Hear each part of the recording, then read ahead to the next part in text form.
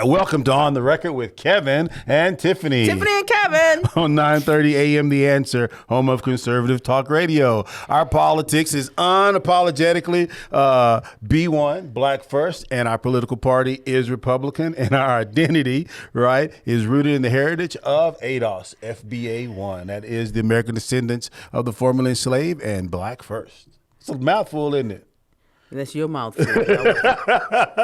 Always got your little agenda you promote. All right, I do have an agenda, right? So let's talk about it, right? You know, it is the election is coming up. We got DeSanctimonious and Trump about to go to jail. Donald about to go to jail. Trump running right now, all right? So big thing to avoid this year, right? That we're trying to encourage people, especially those of us who have identities, right? To all of my white Republicans, let's avoid slogans. And to all of my B1s, let's avoid slogans. What do I mean by that? So here lately, the term woke. I've heard DeSanctimonious say woke. Woke politics, woke this, woke that. And nobody knows what the heck woke means. We've even heard people who wrote books on wokeness. What was that kid's name? What's her name? Bethany. She's trying to come out, against wokeness, and she hasn't even defined what it is that she means by that. If you're going to get quagmired in all of this, at least know what it is you're trying to say about it. And that's exactly what it is. It's a quagmire because, Bethany Mandel, she wrote a book on wokeness and couldn't define it when she was on the Hill. And this is important. I'm highlighting this for a reason, right? Is that people will use slogans to draw attention away from what's actually going on. Mm-hmm. That's the purpose of this. Don't get caught up in a slogan. You and I were in a meeting a couple of weeks ago, right? And someone came in, and it was predominantly African-American, right? ADOS people. And someone came in with a slogan that really stirred a lot of people emotionally, right, in regards to what was happening politically in Texas. And I was like, whoa, hold on, right? Someone's trying to stir me emotionally. So let's figure out what specifically is going on here, right? Because anytime somebody's trying to move you with emotion, especially in the political arena, anytime somebody is trying to move you with an emotional argument, it is generally to smoke screen something else that's going on that's right in front of your face as well. And you've got to look at the specifics, because when you look at topic specifics, right, Americans, no matter what they identify as, will generally rally around common sense solutions, right? So when people let's talk about that word woke, right? And we're old enough to remember, I remember in 2012 or 2014 is when that term first came out. Mm-hmm. And what it originally meant was, hey, stay woke, be aware that there is racist things that are happening. Cops are killing people because of race, right? There are systemic injustices. There are real life specific issues going on. So stay woke to that. I mean, keep your eyes open. Keep your eyes open. Realize right? that this exists. And how are you going to deal with it? How do we deal with it within the system that exists right now? So we're gonna take that term and spin it on its head. So my exaltation to people is to stay woke. My Republican brothers, let's stay woke, right, to what's really going on, right? And so a lot of people are using that term to diminish something or to stir us in a particular way. I think woke is the new Black Lives Matter term, right? Whereas Democrats use Black Lives Matter to stir people up in regards to injustice, right? Republicans are using it to stir people into this reactionary politics, which we are notorious for in that sense, right? So my altercation is admiration is for Republicans to stay woke and aware of specific things, right? Dig down and what are the specific policies. It wasn't wokeism that caused Ohio. but that's the term that they're using to try to baffle us right now, right? That soil, remember we were talking about that. Let's digress a little bit. Remember they were saying President Biden hadn't come to Palestine, Ohio yet, right? And I told you and I were talking about it. I said, I bet you that soil is toxic beyond measure. And he's not, and his security's not going to let him go there. Oh no, it's not toxic beyond measure. It's toxic and measurable. And that is the smokescreen to throw up there. Hey, let's not measure too deeply on this. Correct. Let's have people pay attention to other things. See, I'm not one for any of these slogans. I'm not one for any of them. I'm one for solutions. So the lives of the people in Palestine matter as much as the lives of the people over in Jackson. Mm-hmm. They're dealing with the same thing right now because of two different reasons, but they're dealing with water insecurity. But we'll use slogans to bamboozle people, right? But we use slogans to divide people. Mm-hmm. We use slogans, and I'm not going to say we. I don't use slogans. They use slogans, and and the they varies. It's, different groups are using these slogans to divide. Mm-hmm. Because it is in the best interest of whoever's throwing it out there to cause that level of division. Yeah, so we'll get divided, right? One of the things that the Democrats did was, I think it was Buttigieg, who said, we're concerned with the number of white people on these construction sites. What does that have to do with a hill of beans, right?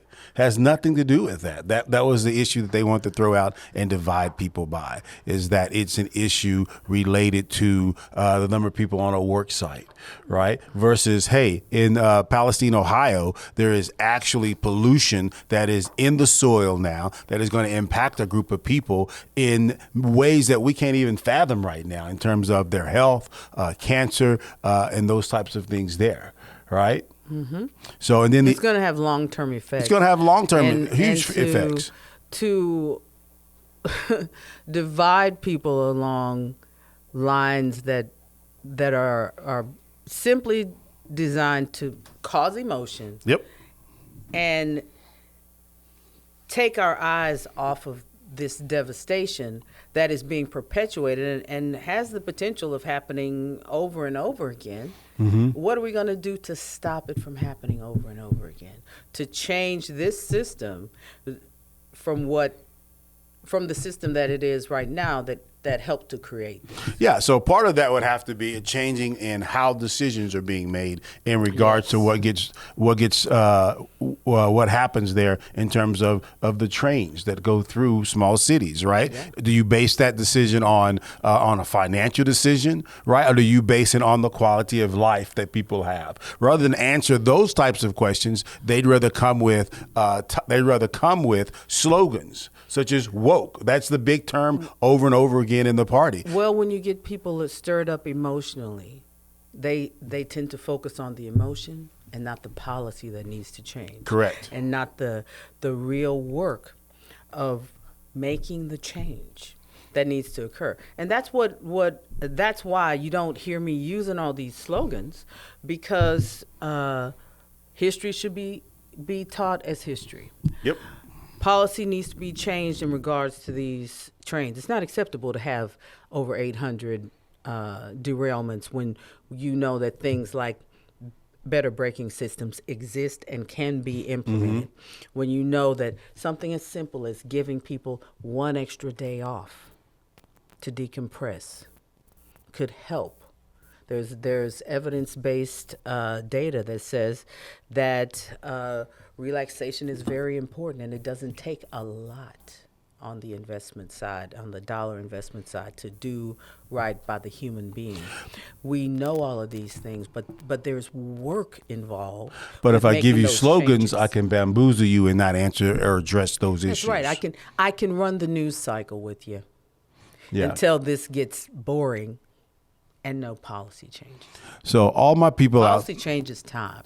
Yeah, so all of my takes Republican time. friends, right? Let's not be bamboozled by slogans. So, and I'm going to use a slogan the sanctimonious is using, right? That's a play on words, right? For you guys there. So it is be aware of the slogans, and let's look at the specific policies, right? Which is one of the things that right now that's being used. It was used really big time at CPAC. I avoid woke. slogans. So let's and talk just about focus on specifics. policies. Focus on specific policies that we want to address and not the slogans.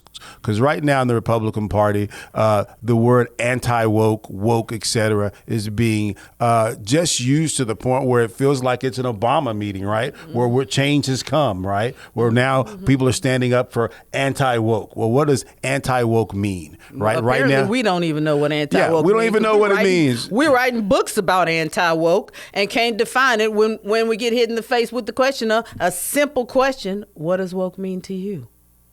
Yeah. Can't define it.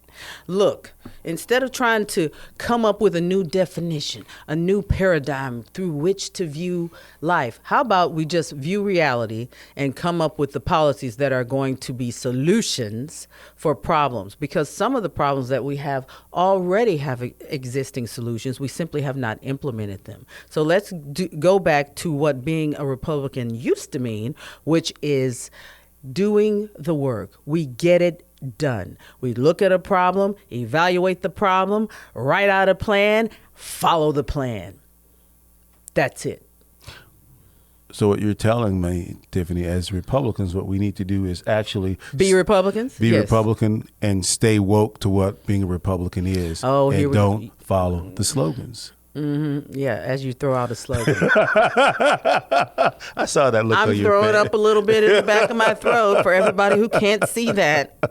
So what That's we really what you would see if you were looking at me. So what we really want to do is focus on the specific policies, because around the specific policies, when you bring them up, Americans truly have more in common than they have differences. And That's we can right. work out the differences, right? These if we focus on different specific slogans policies. and all this nonsense that everybody gets quagmired into. No, I don't think so. I like that beat. That's your phone in it. It's my phone. My phone's in. In the end, right, as we end this segment, right, That's beware. the only way I want to stay awake is when my phone goes off. is beware My of those alarm who goes off. Beware of those who come with slogans, right? As I want to hear your slogans. One of my favorite people, a quote from the movie Malcolm X is, right, it's people who use slogans, right, have generally come to hoodwink and bamboozle us. So be aware of that. And you've been listening to On the Record with Kevin and Tiffany Solutions. on 9:30 a.m. The Answer, home of conservative talk radio. Solutions, no slogans.